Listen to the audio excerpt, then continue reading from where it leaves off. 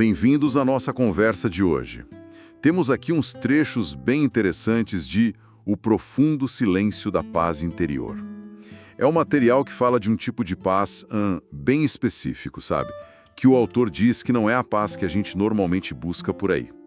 Então a nossa ideia aqui é mergulhar nisso, tentar entender o que essa fonte quer dizer com a minha paz.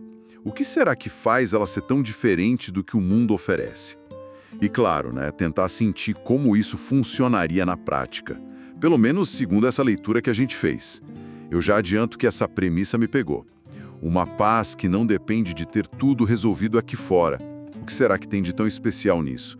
É meio contraintuitivo, não acha? Vamos começar por aquela frase central, A minha paz eu vos dou não como o mundo a dá.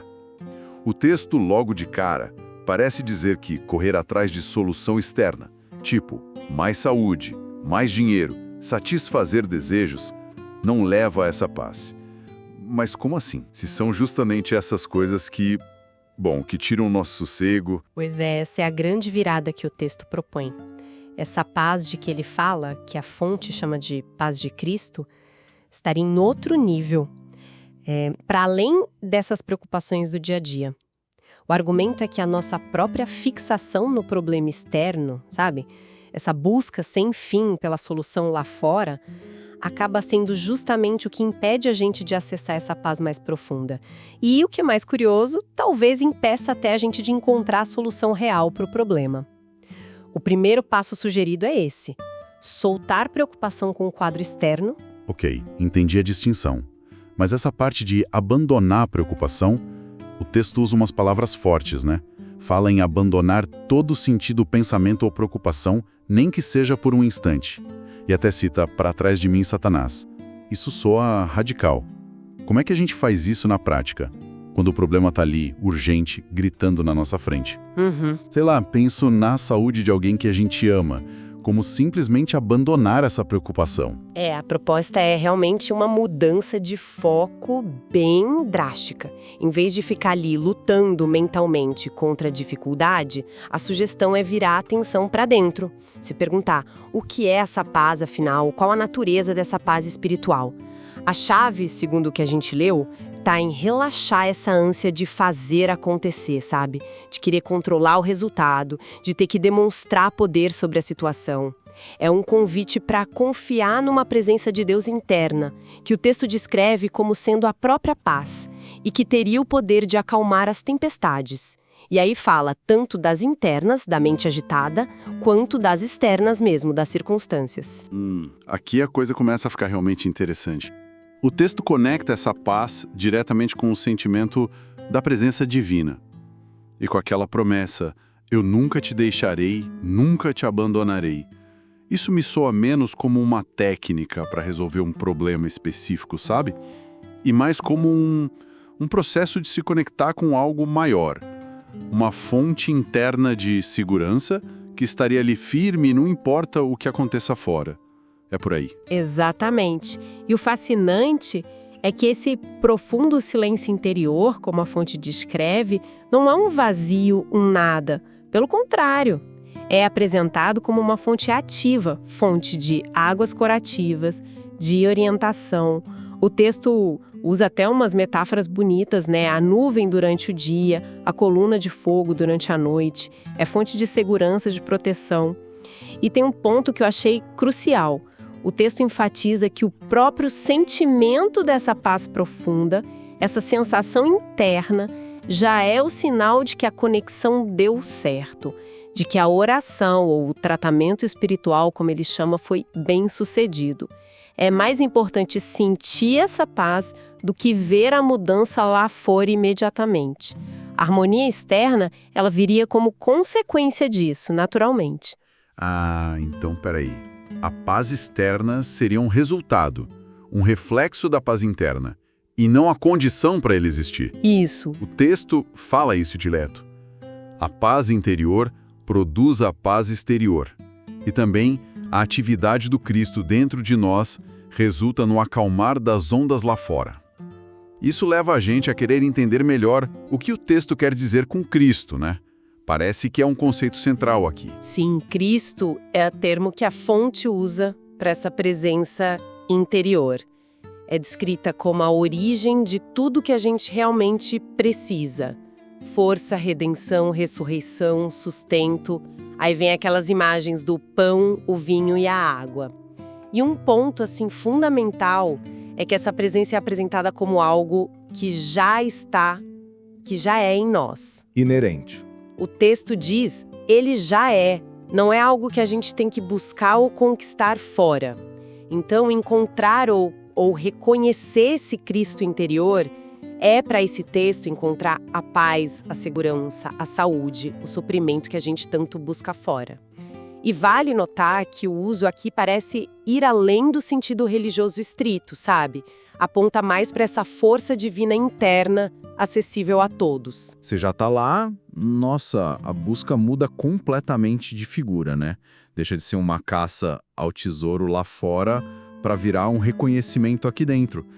Isso me leva àquela ideia de crucificar a dependência do externo. É uma palavra forte essa. O texto está sugerindo que a gente precisa, matar simbolicamente a nossa fé ou dependência em qualquer coisa externa para o nosso bem. Seja pessoa, situação, dinheiro, saúde.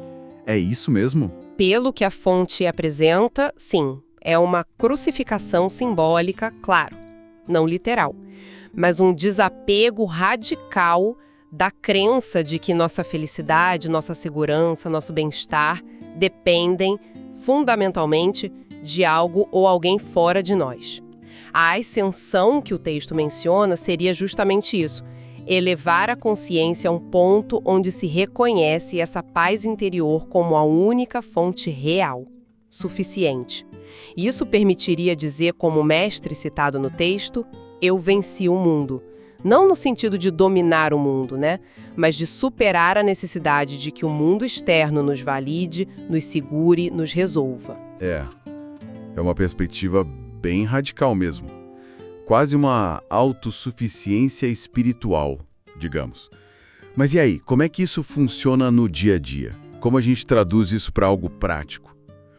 O texto fala de um princípio de cura que agiria, sem o nosso esforço mental, sem ficar repetindo afirmação, sem fazer tratamento complicado, simplesmente por atingir esse estado de paz. Ele até reconhece a agitação que a gente sente. Tem uma parte que diz, como muitos estão se sentindo aqui, nessa noite. E a sugestão é, sentiu isso, recua para o silêncio. Isso. Se a gente juntar tudo isso, a prática que a fonte recomenda é buscar esse silêncio interior de forma consciente e frequente. Cultivar a percepção dessa presença divina. Algo na linha do aquietai-vos e sabei que eu sou Deus. O interessante é que o texto sugere que mesmo períodos curtos, 5 ou 15 minutos dedicados a isso, já podem fazer diferença. A promessa que a fonte traz é, se essa paz interior for realmente encontrada, sentida, a tempestade lá fora, seja qual for, também vai se acalmar. E tem um ponto a mais que eu achei bem interessante, o texto também fala sobre reconhecer essa mesma presença divina, o lugar da habitação de Deus nos outros, mesmo que eles não tenham consciência disso, e que essa percepção facilitaria o perdão.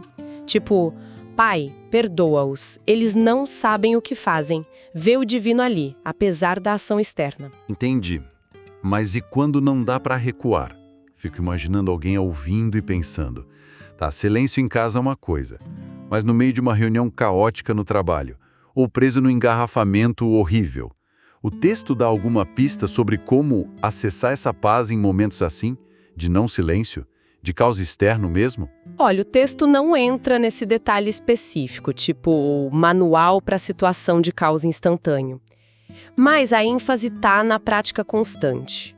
A ideia parece ser que, ao cultivar regularmente essa conexão no silêncio, constante silêncio e a constante meditação, como diz a fonte, a gente desenvolve uma espécie de músculo interior, entende? Essa paz se torna mais acessível, a gente consegue voltar para ela mais rápido, mesmo no meio da agitação.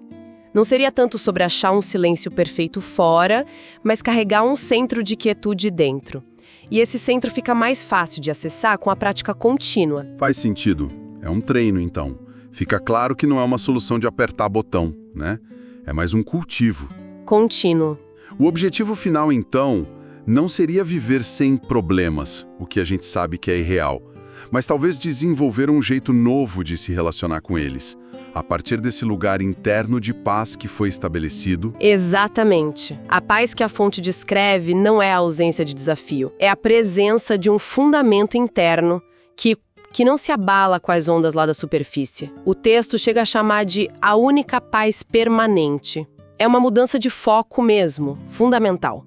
Em vez de correr atrás de coisas lá fora, a solução, a cura, o dinheiro, a busca se volta para dentro, para encontrar a presença. E a aposta do texto é que essa presença já contém em si tudo o que é necessário. Bom, então, para a gente recapitular o essencial do que a gente conversou, a partir desses trechos, a paz de verdade, aquela que dura, não viria de ter a vida externa toda certinha, sabe? Sem problemas ou com tudo que a gente quer. Ela seria um estado interno que a gente alcança, cultivando a consciência de uma presença divina constante dentro da gente, que aqui foi chamada de Cristo. E é muito importante reforçar isso. Essa paz interna não é só um refúgio, um lugar para a gente se esconder do mundo. Ela é apresentada como a própria fonte que gera a harmonia lá fora. Seria a chave para a gente se libertar dessa dependência das circunstâncias, que vivem mudando, né?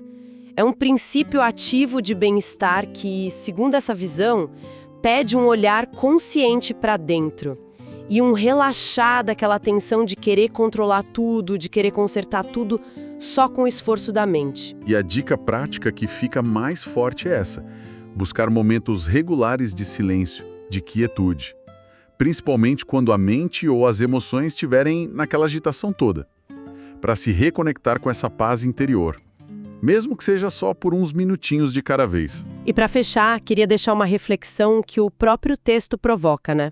Ele apresenta o sentimento de paz como sendo ele mesmo o tratamento, a própria resolução. Se cultivar ativamente essa sensação de paz interior já é a resposta. Como será que essa abordagem poderia, de fato, transformar a nossa maneira de encarar os desafios do dia a dia? Principalmente em contraste com esse nosso foco quase automático em ficar analisando, destrinchando e tentando consertar o problema só lá fora. Fica aí a provocação para a gente pensar.